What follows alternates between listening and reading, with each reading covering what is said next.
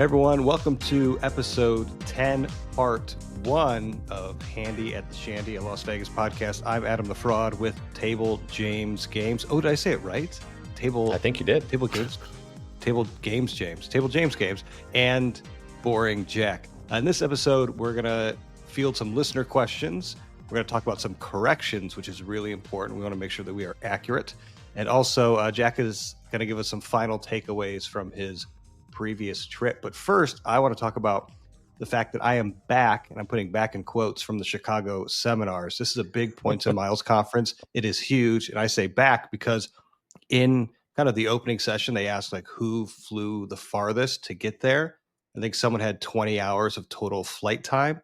I had a 20-minute drive time from my house to get to this seminar. So I was the person who had the least distance to get there. But one thing that I wanted to bring up to the group is the fact that I don't think we as gamblers are very good at using all the perks and benefits we get, especially if we have kind of a higher tier.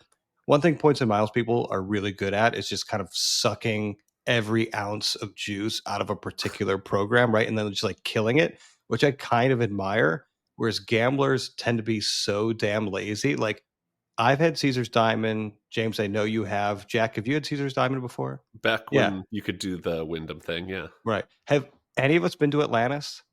No, but it's on my list. Because it's on the list of benefits. But also it's not on my list at all. Like, right. Like the cruises, like the cruise benefit from MGM. Like, I mean, I've known you guys for a while. I don't think any of us have been on a cruise, at least the benefit they're giving us. Whereas like pretty much a non-gambler, I'd call him. His name's Thomas. He did a great presentation about Royal Caribbean cruises, and he's been on, I think, over 100 and never paid outright for them. Of course, there's like port fees and stuff, but he does very nominal gambling, like a couple $100 a day, and he hasn't paid for like 100 cruises in the last 5 years. I'm like, with the budgets that we have, like we could take one cruise and then never pay for another one again.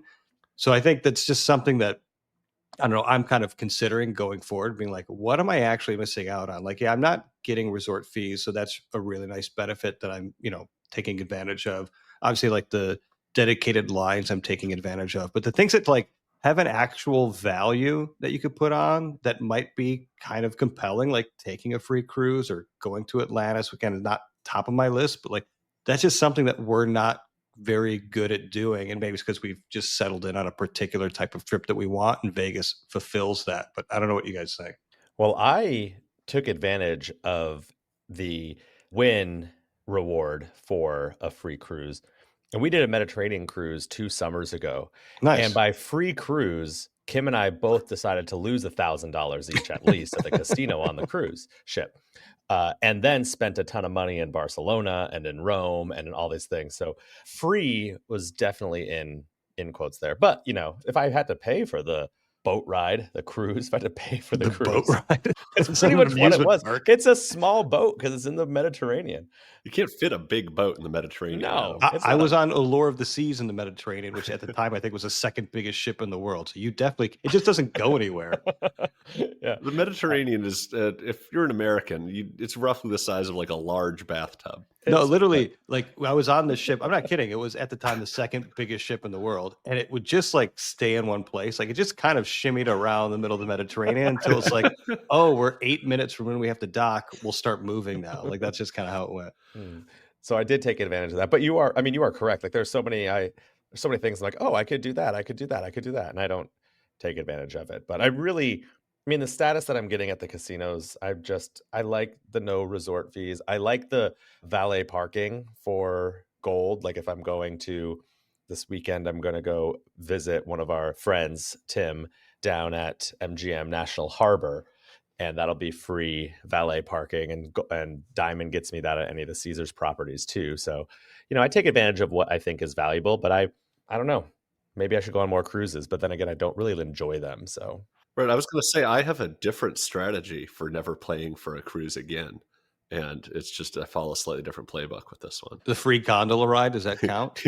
That's about as much movement as a Mediterranean cruise does. Exactly. In terms of travel. I don't know. I mean, I think for me with like 2 kids, I'm like, well, maybe I should take advantage of it because some of these ships are really good for kids. But also at the same time, I don't want to be like, all right, kids, you're off to sleep. daddy's hitting the casino so I can earn the next cruise and get my offers that way. It feels a little bit weird, but it was, this is a massive conference. There's so many people talking there, but I'm like, man, there are so many little things that these people do with like not a ton of effort that I'm just missing out on.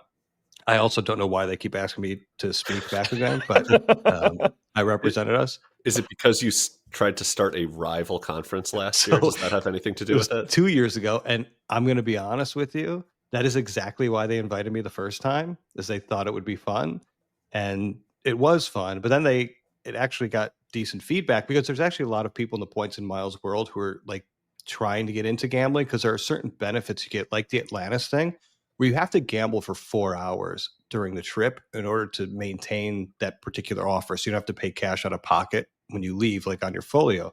So people are wondering, like, what's the most effective way to gamble for 4 hours without losing my shirt?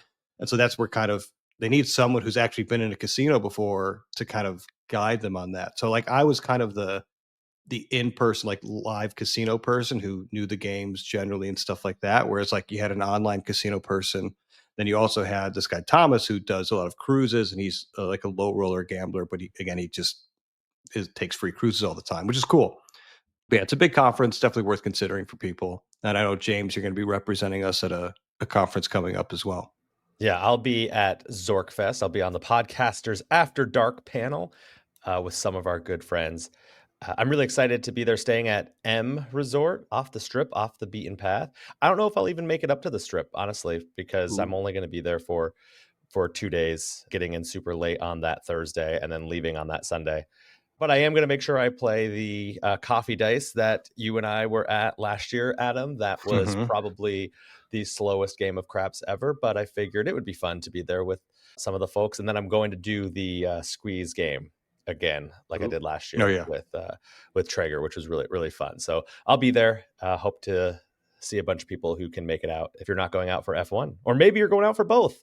Like, who would do that? Who would go, especially from the East Coast, who would go for F1 and then 2 weeks later go back out? What idiots. During a full travel meltdown. Yeah. I think we could have recorded a full podcast episode between rolls on that crab table Yes. at Zorkfest. It was absolutely, well, we don't need to talk about it. It's like the second time. Anyway, that's us in conferences. Good speaking conferences. James, you were fielding some questions for us for this episode. So what do you have? Yeah. So last week last episode, right before I went on, I got a couple of questions, and we were able to read one last week, and then I missed the second one. So we're going to start with that one. This is from Tim, The Better Life. What are we plugging? We'll plug The Better Life for sure. What are we plugging? I don't know. So he said he would love us to talk about gambling preferences for when you're on your own or when you're with friends. When you're with friends, how does that change your betting behavior? And do you feel obligated to bet on their level, in quotes, or with them? I will start and say I don't feel obligated, but I do like to play games that other people are playing. I believe this is the only reason why I even play Ultimate X, is because I hung out with Jack once and I was like, oh, he's playing Ultimate X. I would like to do that too. And really the reason why I got into playing a lot of craps over the last 3 years was because of listening to, the Crap Vegas podcast and going out and seeing them. I don't think I feel obligated to bet on their level. Like, I'm not going to go to a $30 a spin huff and puff game.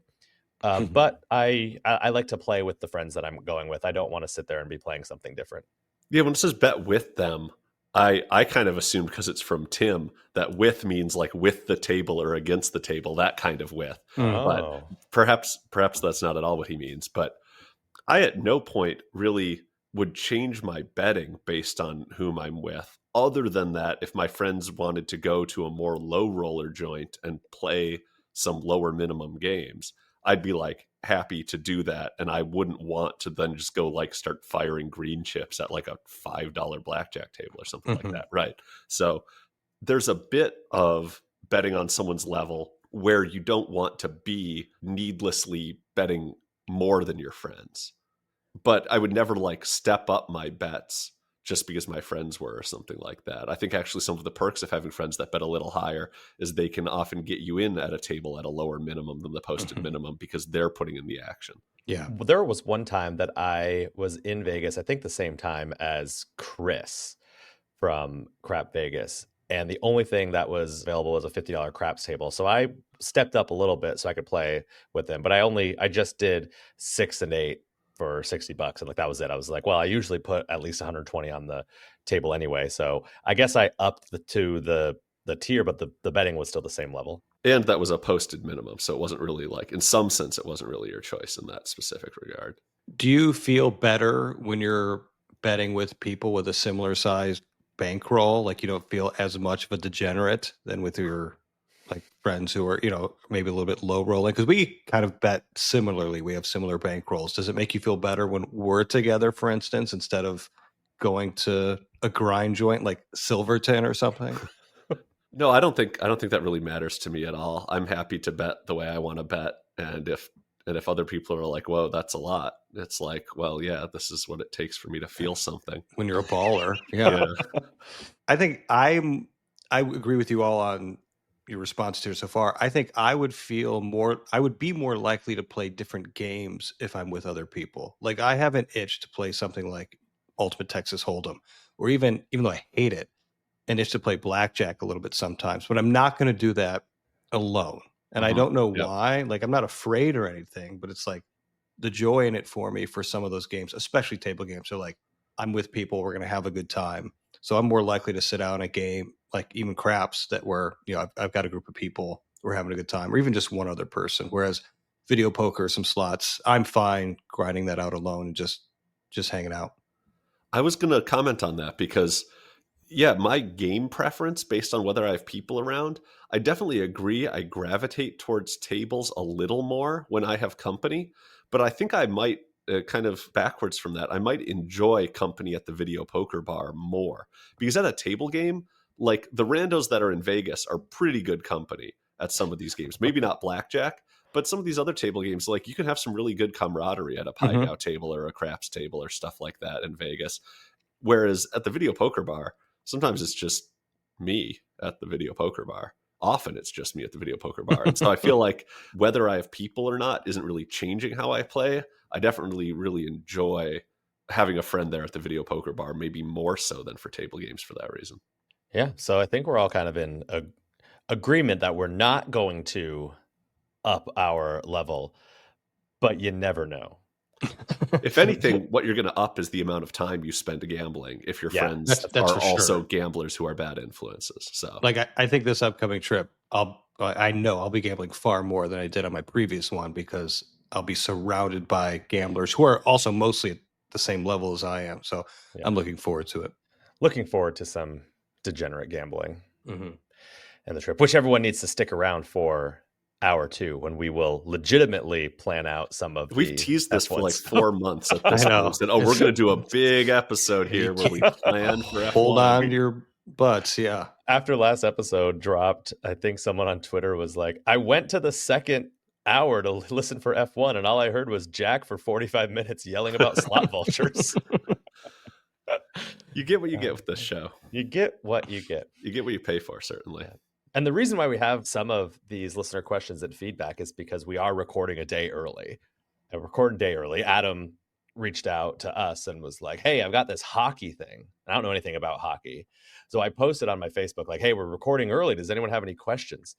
And my buddy Brendan was like, if you talk hockey, I'll listen. Friend of the pod, Brendan. Friend of the pod, Brendan. So I told him, I was like, if we mention it, you're going to have to listen. But the reason why I'm also bringing this up is that Brendan is a super, super, super low roller who went to the casino this weekend, a local casino with Kim and I, because we just couldn't wait the extra 2 weeks to go to the F1 trip. And we were in the high limit room and I was playing quarters, Ultimate X, so 750. So it's not like a huge high limit room or anything. And Kim was playing single line dollars and he was playing super times pay, but not super times pay like, we'll play 375. It was 75 cents. So it was a quarter. It was 1 credit, 3 lines. And I explained to him about the Royal and he's like, I don't care. I'm just here for the drinks. And he would legitimately like bet 75 cents and then he'd sit back for like a solid couple minutes. The guy would come around. He's like, what can I get the 3 of you to drink? And like just kept serving us drinks the entire time. So Shout out to friend of the pod who now needs to become a listener. Well, thanks, Brendan. Yeah. I kind of had a similar situation where this was a year ago, actually, when we were playing at Sand Dollar. It was like 4 of us there, and a lot of their machines have better pay tables at 50-cent denom than 25 cents. So me and a couple friends are all playing $2.50 a spin, which is 5.50 cents. One of my buddies is just playing the 1.50 cent. He's getting all the same comp drinks and stuff we are. And at some point, the bartender makes a comment. He was like, well, yeah, I know he's not playing, but I'm just comping him based off the rest of y'all's play or whatever. So sometimes the bartenders know if they can see it on the machine, or they happen to like glance over and look at the screen or whatever. They can kind of tell who's actually playing and who's not, but sometimes it's still within their right to comp based on whatever.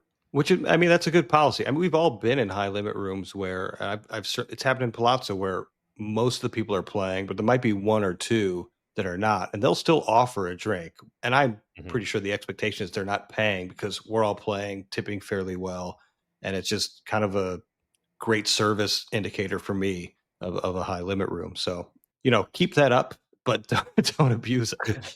Any inkling you can get that the casino isn't sweating stuff, isn't sweating the money, is like, it's just so refreshing these days. Yeah, absolutely. Yeah. The one last thing I'll say about Brendan is, he asked me, he's like, hey, do you want to go to the casino? I was like, yeah, it's great. We had a bunch of food credit. So we went to a nice steak dinner, and I was like, let me pay for it on the comps. He's like, oh, can I leave the tip? I'm like, sure, whatever. So it's like a $40 tip.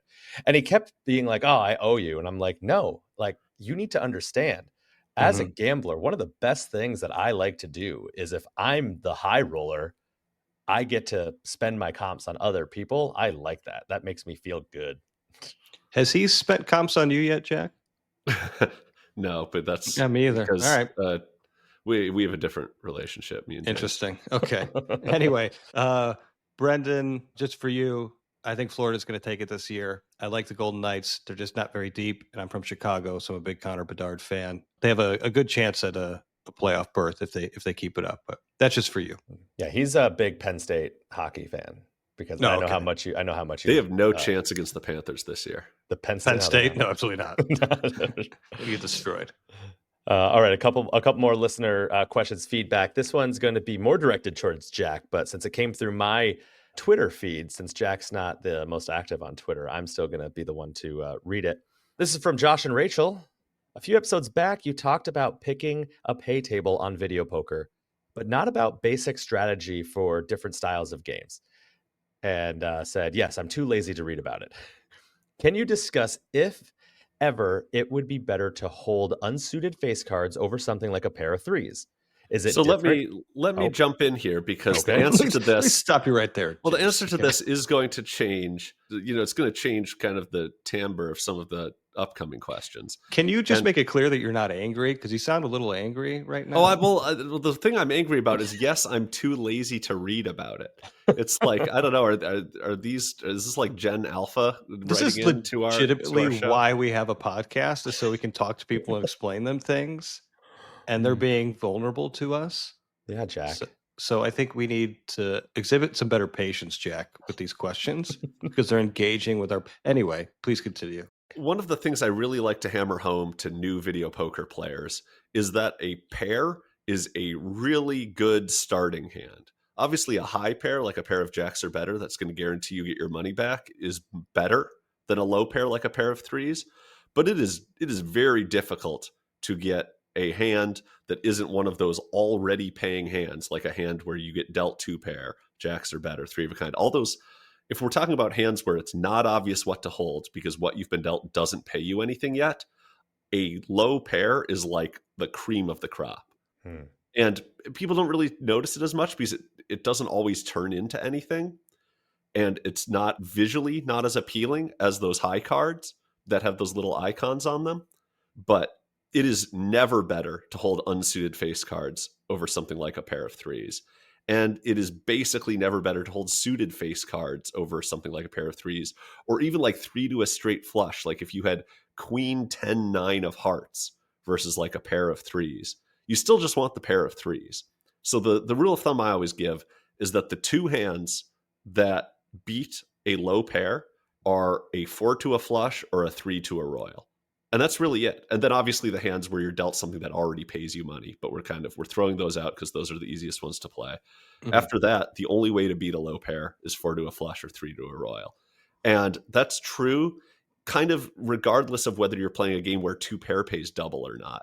And the reason is if 2 pair gives you double, that makes pairs more valuable. But the games where 2 pairs doesn't give you double your money, the 4 of a kinds are the ones that are usually getting that big bump, which makes pairs more valuable. And so the value of starting with a pair kind of doesn't change across those types of games. Can I continue with the question now, though? Yes. With the caveat that they may not read about it on their own. The next question is a good one. I'll tell you that. Some positivity. Some positivity from Jack. Is it different if playing jacks are better versus double bonus versus the Ultimate X varieties? Well, yeah, and Ultimate X is, I think the thing you have to understand about Ultimate X and some of these wonkier video poker variants is that the strategy can be like radically different. And so it's not really even worth me kind of going into the strategy changes you make for games like Ultimate X because it's so different, especially when you're starting from someone who's not willing to read something. But I've got good news. Here's something to read. Well, yeah. So the good news is that for anyone that is willing to read about this, I already have a Google Doc, which I will put a link to in the show notes, that I made that's just like my most simplest pared down video poker strategy that you could imagine for people that are brand new to the game. It is not a good strategy, but it is the simplest one to explain, I think. I think it has the fewest things you can put on a document, but still give someone a fighting chance at the game. We encourage you to print this out and bring it to your local casino. No. If you're going to print something out, go to the Wizard of Oz because the Wizard of Odds, he's got like actual, it'll just rank like 20, 21 hands in a row. And you just play those hands in that order. And so like the cheat sheets you can get from like Wizard of Oz are way better than this document I have here. This is literally like you've been introduced to video poker. You have never heard of it before. Here's a quick crash course on the strategy. But it's not actually a particularly good cheat sheet. Right. So use ours. And we're going to print those out and sell them. Yeah. At the Shandy in a couple weeks. Yep. So thank you, Josh and Rachel.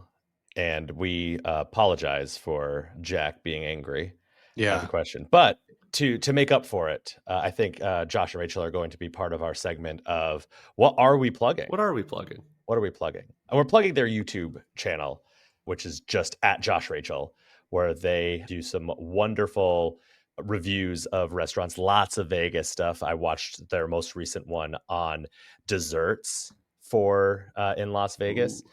And now that makes me just want to have some desserts in Las Vegas. So Jack will make sure to link to that as well in the show notes. Yeah. And this is not just because they asked the question. They are legitimately really good. They also do general travel stuff too. So like I was talking about cruises. They've done a ton of cruises, lots of Vegas content as well. Really good stuff. Yeah. And great people, great follows on Twitter. Very engaging and nice people for sure. All right, one last listener question. Here's a good transition. I'm just reading the headline. Duffy wants Jack to be more excited. Yes. We're all been so excited for this F1 trip coming up.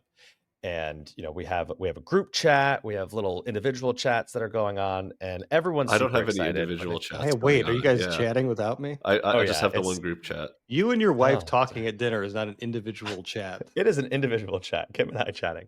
Well, the individual chat, I think, is just Duffy sending me a message that says, hey, Jack needs to be more excited about this F1 trip. Okay, yeah. And today his question said, okay, I have a question for the show to put everyone in a positive mindset for the F1 trip. When you start out a trip ahead in gambling early on, do you change how to play the rest of the trip? If so, how? I really tend to not change the way I play over the course of a trip very much. So I'm trying to think like, are there ways I play more that I don't like super think about, but I'm just like, I'm up and I'm excited. And so I'm willing to like spend a bit more time at the machine or at the table. I think probably. In the sense that like if you run out of money really quickly on your first buy-in, you might just go to bed early in the trip. Or if it's like early the first morning or something like that, you might just go do something else while the day unfolds. But if you hit like a big hit, you might just sit there and keep playing. So I can't say that like I'm completely immune to the effects of like I'm up, but I'm not like changing the amounts I bet or the denoms I'm playing on the machine, or switching to a higher variance game to try to knock something out of the park. I tend to play like pretty consistently across those types of measures. Yeah, I'm the same way. I think I'm more likely to change if I had a particularly rough first day. And like by that, it means just like I went through my allotted bankroll for that particular day. And it really shouldn't, but it kind of does make me feel like I want to slow down. It's that, what's that cognitive thing, that myopic loss aversion, like losses hurt more than gains feel good. So I'm just more likely to be bummed out, even though I'm expecting it and it should happen. Yeah, I'm more likely just to slow down a bit and maybe take a bit of a break. That's super interesting, because prospect theory would say that when you are down, you're actually going to chase your losses more because they hurt more. And so therefore you're going to make worse decisions in trying to chase that money back. So We have competing theories on this show. We should test it out. we should. I'm going to go completely opposite with the two of you. If I hit something big early on, I will then maybe, especially like at a craps table, if I was like, I was kind of, maybe doing a couple of come bets and maybe only doing double odds. If I'm up, I'll start, maxing out my odds. I'll buy the 4 and 10 more often. I'll also maybe play a few more slots, say, hey, I'm up, so let me put a few extra $100 in this slot and try and hit something big. Maybe switch to 5-hand on Ultimate X, or even just like 5-hand dollars on bonus poker. So if I'm up big, not even big, just like if I'm winning early and I'm like, well, now I have less time and the same or more budget, I will end up. But we already know this. We already know that Jack looks at his sessions as lifetime. So it's the lifetime. So where I am very much like, it is this trip, and I don't know if I'm ever going to go on another trip. So I better have fun right now. I would say that if something big happens, and we probably need to better qualify like what does big mean, right? True. But I think I'm more likely to spend more on like some sort of experience, right? Like maybe a nicer restaurant or an item at a particular restaurant or something like that. Or maybe, well, I don't drink anymore, but better cocktails or whatever it is, right? Splurging on something else that's not gaming. I'm not sure that got me more excited. I'm now trying to think about how excited am I going to be if I start out winning? Because I've had trips where the very first night, like I get into Venetian on a Friday night, just like we're doing up ahead, and I hit a 4 aces on a 12x for like $2,400 on the first night. And I think on that session, I probably only cashed out like up 1,000 because Ultimate X is fickle in that way. But like, I don't know. I think I just kind of played normally and ultimately lost, and it was just like a regular trip. And so I don't even have like good in my head like associations with like the excited feeling I had that trip or whatever. Because it's just kind of like, I don't know. I won big and then I kind of lost, and that's how it goes.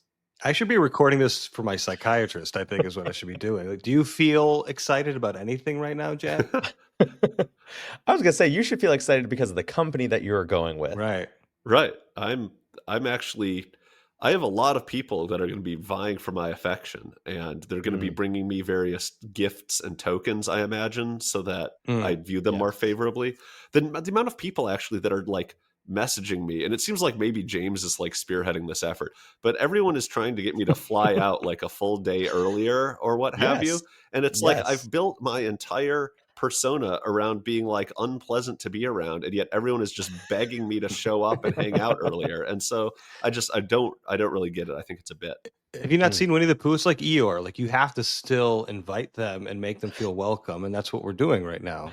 Yeah.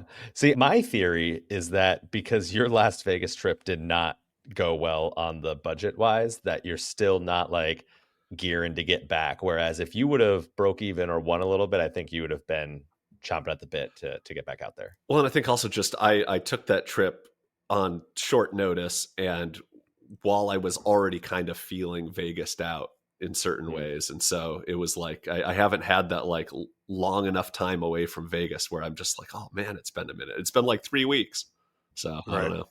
Yeah, and it's been a few months for me, so I'm like, let's go. Let's party. Well, I have something that will cheer you up. You made mistakes on our last episode and need to issue a few corrections. So would you like to take the opportunity to do that now? Yeah. One thing I said on the last show that was just completely false was I said that like the value of the royal flush, or each additional royal flush, is about like 1% of the machine's payback. It's actually right around 2%. And so like every half a royal you get extra if it's like a progressive or something like that, adds about 1% to the payback. Which, Jack, it may seem like it's only a 1% difference, but it's actually 100% difference. Right, I was off by a factor of 2. Huge F up. I agree. And so part of the reason I figured this out, James did get some feedback from one of his friends. Shout out to friend of the pod, Dan. But I had already texted Adam and James and said, hey, like I screwed this up. And part of the reason I figured that out is the math behind it is actually kind of easy. And so I wanted to go through that really quick. The one thing you have to know is that just when playing video poker, you're going to get a royal if you're playing the proper strategy about once in every 40,000-ish hands. It's a little longer than that. Once every million. But yes, please continue. It's a little longer than that, but it's a good enough for a back of the napkin sort of calculation here. So if you have to do about 40,000 hands to get a royal, if you're playing just single line quarters for $1.25 a spin, that means that'd be about 50,000 of coin in to get a royal. And so if a royal pays you $1,000, that's 2% of the 50,000 of your coin in. And so that's how you know that that's about 2% of the return on the game. That's some pretty good back of the napkin math. Why do people use the back of the napkin? And back of the envelope? Yeah. It's an envelope? Yeah, okay. Napkin math. Now we're going to have to put another correction next week. Open up the napkin and then do it that way. And then it's going to tear. And it's gonna, I know, but all right. Well, that's a correction on my part. My bad. You should not be doing that. But you also had a craps correction that you needed to issue as well. Well, first, I was very mad at myself because I listened back to it. James had a craps correction. Both of us, really. Okay. Really, everyone but Adam was just fucking things up. Because I don't try to say anything that's smart. I never have to issue corrections. Well, I hate it because I hate when I hear people talk this way. And then I did the exact same thing where I said, I should place the 4 and 10 for 25. And like, no, it should be buying the 4 and 10. But I did say that that's better if Jack was just going to be placing the 6 and 8 for 30 each. And Jack was adamant that I was wrong. But Jack, can you please tell the listeners what it really is? Well, I had this in the show notes, and I did say on the show that I was confident that 6 and 8 is a better bet than buying the 4 and 10 with the 5% vig, even on win only. But I was wrong in saying that if you can get the vig down to like 4% by betting $25 and only having to pay $1 when you win, or similarly betting $50 and only having to pay $2 when you win, that does bring the house edge percentage-wise down slightly below the house edge on the 6 and 8. And so the actual numbers here for those that are interested, 6 and 8, about a 1.5% house edge. Buying the 4 and 10 is 1.66. But if you can get it with 4% vig instead of 5 by doing one of those bets in a multiple of 25 where you kind of get the benefit of the doubt, then it's more like 1.33. There we go. And if you do what James said to do and place the 4 and 10, the house edge is like 4 times higher than a buy bet. Oh yeah, it's real close. Bad. Mm-hmm. But I still like to play that sometimes because I just like 4 and 10. Well, there you have it. There's some corrections, and we'll have plenty more. No, as this, we're going to be we're going to be pretty on top of it from here on out, I think.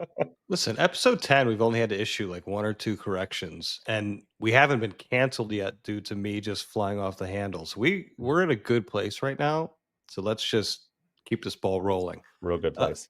Jack, you had some final takeaways from your last trip to kind of close us out for part 1 here. Yeah, and I think this will kind of be a good segue into the next hour where we do plan our upcoming trip, because this is kind of the stuff that I had thought about at the end of my Las Vegas trip that I think is going to influence the way that I manage myself responsibly on this upcoming trip. And so one of the things that I kind of have stopped doing in the last few trips is I've stopped having like morning alcoholic drinks in the morning. I feel like Vegas, because kind of it's like airport rules, right? You can have a drink at any time of the day and it's perfectly acceptable there, right? Mm-hmm. And so as a result, I very often in the morning have like a mimosa or a Campari and orange juice or stuff like that. I think actually waiting until you've had actual lunch to start drinking has helped me a lot, especially as I always plan on stopping drinking earlier in the evening, and then I don't always do that. And so making sure that like the amount of the day that I spend drinking alcoholic drinks isn't like a 12 to 14 hour period is helpful. So that's something I did last trip that I think was good. It's because you're just carrying around syringes like your blade, like on your belt, right? Little capsules, like you just gotta stick in every once in a while. There is no booze in the syringe. That's Slander. just putting a Manhattan right into your neck. I'm picturing like a tracheotomy situation or something like that. But right. Jack's getting flush. You got to get the Manhattan in him. And another thing that I want to do better next time is not burn the candle at both ends. Like I know I'm going to be up early in the morning. And even if I don't want to be, I'm not going to be able to sleep, and then I'm going to be up early in the morning. Mm-hmm. And so I do need to go to bed earlier. Like I need to turn back into a pumpkin around like 10 p.m. Pacific time or what have you, so that I can greet the morning more freshly. And I think one thing that I've kind of lost out on more of these trips where I have my friends with me, and so I'm just kind of like go in a social situation until the night ends, is I've kind of lost out on that like winding down in the room, watching some YouTube, just like decompressing at the end of a day. Mm-hmm. Instead, I just like hang out and gamble and drink until I realize I'm too tired, and then I just go crash. And it's just like not as pleasant of a way to end the day. Are you not a person who can like take a nap in the middle of the day? I can, but it's really hard to in Vegas. Yeah, I can't. Like my head is on the pillow, and then I'm just like, why am I not asleep? Why am I not playing video poker? Why am I not asleep? Why am I not playing video poker? Yeah. I want to be asleep. Yeah. But if I can't do that, I'd rather be playing video poker. So that's kind of how I feel. Yeah. One thing that happens to me that I'm not proud of is oftentimes if there's like a button that isn't working, that's being charitable to me. Sometimes on a video poker machine, the button is working and I just fail to press it correctly. I just like you hit draw and didn't make the right hold, even though you were trying to. Like, I'm sure that happens all the time. But there was there was a very specific one on this last trip where I like tried to hold four hearts to try to get a flush. And I just held 3 hearts. And I got like nothing. Oh. And one of the flushes I would have hit on like a 12X for like almost $100. And I was just like, man, like take a second to like look at the screen and see if it says held above your cards before you hit the draw button. Because like so often it feels cool to be the guy that like hits these buttons and as he's doing it hits the draw button, you know, kind of just thing. The quick draw. Yeah. And it's not cool. It's lame. And I'm costing myself money because I'm like doing this own little performance for myself. So no morning video poker runs? That was the next bullet point, but I'm glad you're reading ahead. I'm sorry. I was trying to help. Just you didn't listen. He didn't listen to a word I was saying, and I was like, "Oh, so what do you think about that, Adam?" And he's like, "Oh yeah, so morning." So next one. So the next thing I had, given that you didn't have much to say about that one, is wait, no, I'll say something about that one. Is that I think the casino needs to be more responsible for when there are broken buttons at a video poker machine. And I actually think, like, I don't know what the laws are, but like the control boards or whatnot. But if you have a button that's broken, especially on a video poker machine, like that's on the like they got to be monitoring that. It should be a gaming violation. Yes, it should be a gaming violation. And I don't know if maybe it is, but like it bothers me to no end when I get to one and I see it. And I'm like, look, because there's someone there who like. There's someone who's going to play that game that doesn't know that that's what's going on. And they're going to lose multiple hands before they even realize that button is broken. So that's my gripe right now. That's a gripe. One thing I have gotten a lot better about is if there's a button that's intermittent in any way, I will just use none of the buttons. I mean, like the deal draw button, sure. But like I will only use the screen to hold my cards for the rest of the session, because I know that if buttons 1, 3, 4, and 5 are trustworthy, but 2 isn't, I'm not going to be able to keep that straight in my head, and it's going to cost me like real money. And so I just train myself to only use the screen in those situations, which helps a lot. Agreed. I mean, I don't like using the screen because I just don't like touching the screen with my fingers. But on my previous trip, my buddy Chris had one of those pens with like not a stylus, but like the little thing on the end, the little nub. The little nub. He whipped that out. He whipped out his little nub, and I got really excited. I'm like, I haven't seen anybody do this before.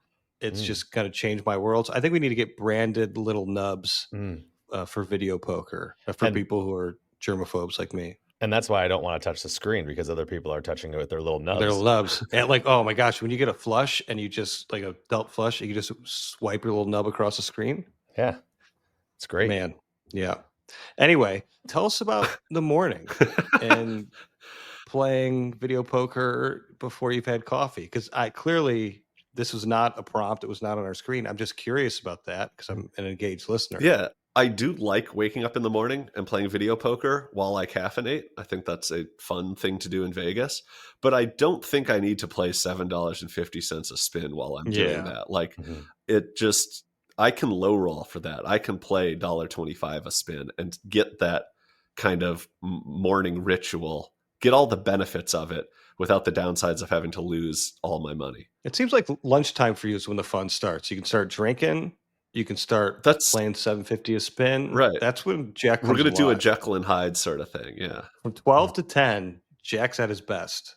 I think that's a good way to look at it. I don't know. I want to play Ultimate X early in the morning. Too. And also at night and also in the afternoon. Well, I do too, but I don't. But I've recognized there are some downsides to it.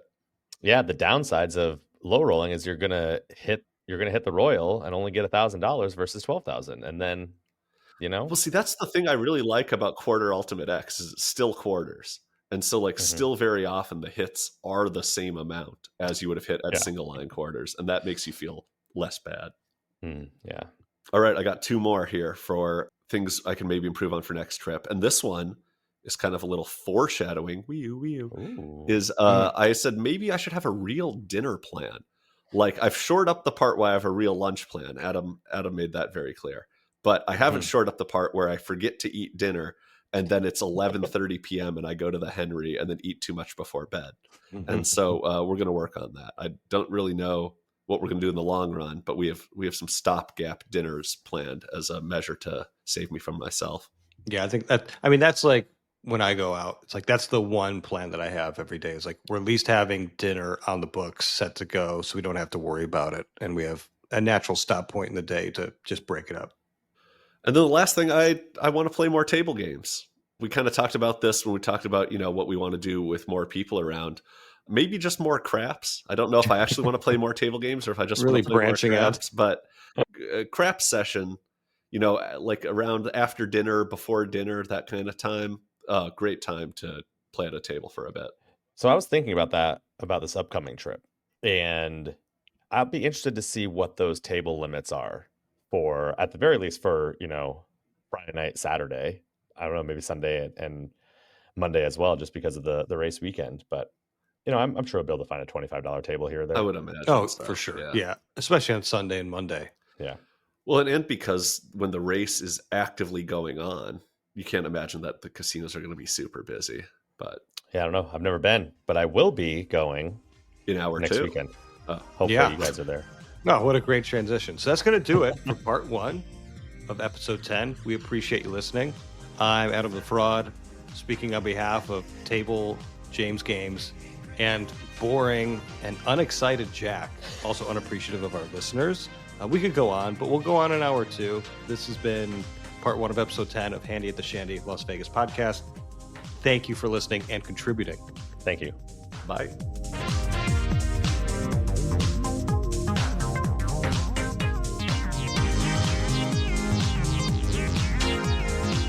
You always want to cut the best stuff out, Jack. Sucking every ounce of juice.